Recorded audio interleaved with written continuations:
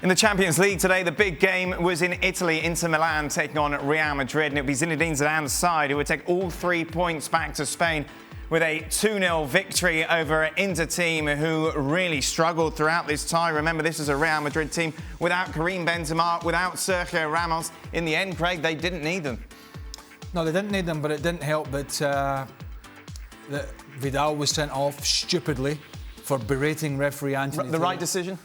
Yeah, because you can't do that. And whether he was upset that the penalty wasn't given and it was a close call, but they had a good look at it. He was booked for dissent. And then within 5 seconds, he's back in the face of the referee again. And that, as a former player, that if you get that close to a referee, the chances are he's going to react. And he did. Second yellow, off. Inter then had a good spell at the start of the second half, actually, with 10 men. And then Real Madrid scored the second. It was game over. This was a game they had to win. They've got to go now. They've got 2 games left. It's looking unlikely they're going to be going through because they go to Gladbach for the next game and then they're at home to Shakhtar. Borussia Mönchengladbach are a more than decent side, and that's not a given that they're going to go there and be able to get a result. So Antonio Conte's side looks like it could potentially be the Europa League again.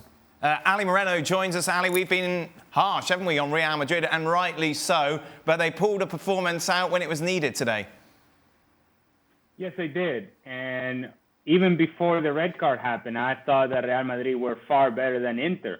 To the point to where you just saw full control through the midfield with Cruz and Modric, and then Lucas Vázquez helping defensively, Martin Odegaard just serving as a link, and Eden Hazard sometimes drifting inside.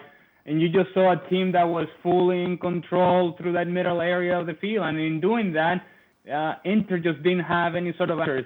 They didn't have any sort of connection to Lautaro Martinez or Romelu Lukaku for long stretches of time in the first half. Even previous to the red, you just saw Real Madrid build the momentum, really carrying the possession, really carrying the pace of the game, and Inter was merely reacting to that. I thought it was a flat performance.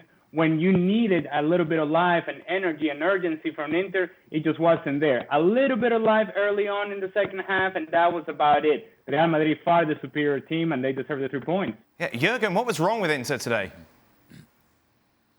Yeah, very good question. Obviously, it was not enough to put Real Madrid into any danger. And Real controlled the game from the beginning on, and after the red card of Arturo Vidal, they looked the whole game like the certain winner. It comes in a very delicate moment right now for my old team because obviously in a normal Serie A league, they're fighting their way through. They haven't taken on a rhythm yet. And the expectations are very, very high in Milano. The people, the Nerazzurri, they expect a championship. Winning the title ahead of Juve because that's far too long since it happened the last time. And they were expecting big things from the Champions League. So now it looks really kind of ugly if they can go through in the Champions League. And that will create only more uncertainty around Inter Milan right now. It's just 2 points in the opening 4 matches, Gab. How much trouble could Antonio Conte be in? I think he should be in a lot of trouble. Because, look, there's no escaping this. Inter pushed out the boat for him. They made decisions that, will put their financial fair play situation in jeopardy. And, of course, they've already been in trouble with it before.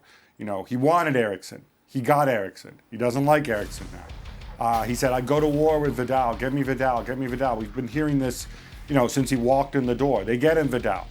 You all saw what happened tonight. And it's always the same message. We need more intensity. We need more ferocity. Blah, blah, blah, blah, blah, blah. Look, yeah, is any team better if they're more intense out there? Sure. But either they're not listening to you or that message isn't getting through. And how about you work on all the other things? As Aly said, the connection with the front two.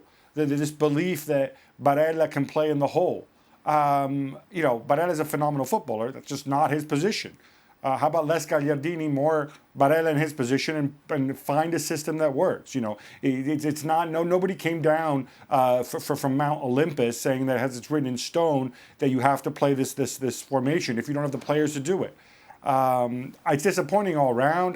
Vidal will get a lot of the blame, but I think the screws are going to turn on Conte a little bit. And what's saving him is that he has an enormous contract and it would be extremely expensive to let him go. So I think he's going to get every chance to make up for it. But, you know, nights like this really are incredibly deflating for everybody. Well, thank you very much for watching ESPN on YouTube. For more sports highlights and analysis, be sure to download the ESPN app. And for live streaming, premium content, and let's not forget as well, ESPN FC 7 days a week. Subscribe to ESPN+.